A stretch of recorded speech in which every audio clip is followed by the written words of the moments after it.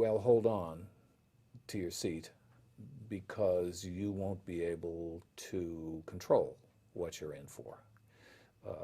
You won't be able to intellectualize it. It will take you over, and hopefully you will come out the other side still sane.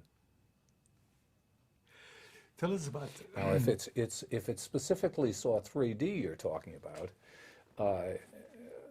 then I would tell you that there's stuff in Saw 3D that you don't know about, that fans don't know about, and that they're going to be especially rewarded for hanging in here through the 7 films and finding out where we're wrapping this thing up at. And Saw fans really love reveals, and they've been wondering about a number of different things that we find out about in this film. So has Jigsaw become your second nature?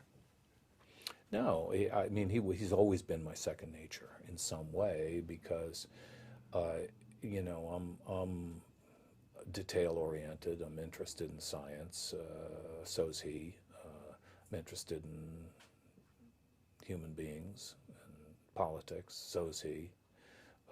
I have my complaints about the world around me. So does he, as you well know.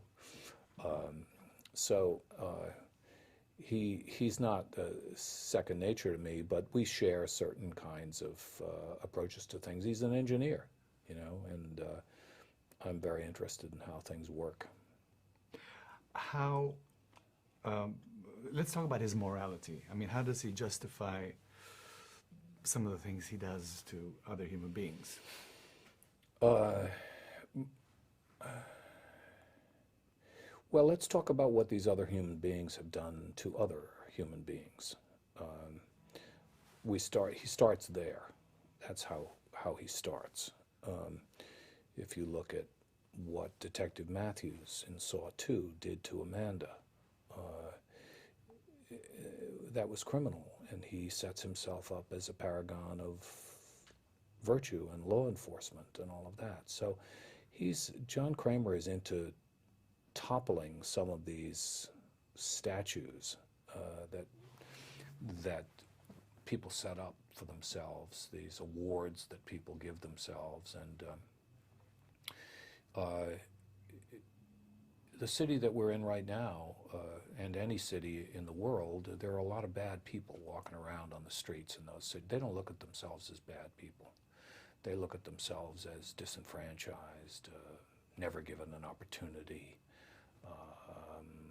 abused, and any 10 or 12 other different reasons that justify in their minds what they're doing. That's part of the human condition. They don't view themselves as bad people, no matter what they do. They view themselves as justified on some level. John Kramer justifies what he does very simply, and he's very committed to what he does, and unlike you and me, the complaints that he has about the world at large, he does something about, where you and I probably complain about things and do very little. You've played this character in 7 movies now. Do strangers confuse you with the character of Jigsaw? Yes, and they ask me to dance. They don't confuse me, no. The people who see these films have a real sense of humor about the films, about John Kramer, about the experiences that they've had. Surprisingly, they don't take the films anywhere near as seriously as the people who don't see the films. People who don't see the films or don't want to see the films or feel that the films are too much or that kind, they take them very seriously. And so there you have it. It's like a lot of things. People who actually have very little knowledge of the reality because they haven't seen it. It's like people who haven't read a book.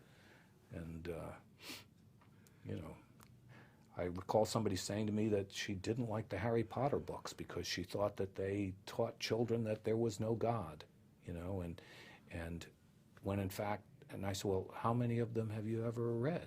And she said, I haven't read any of them. And I was like, well, there you go. What am I going to do about that? So, anyway. Well,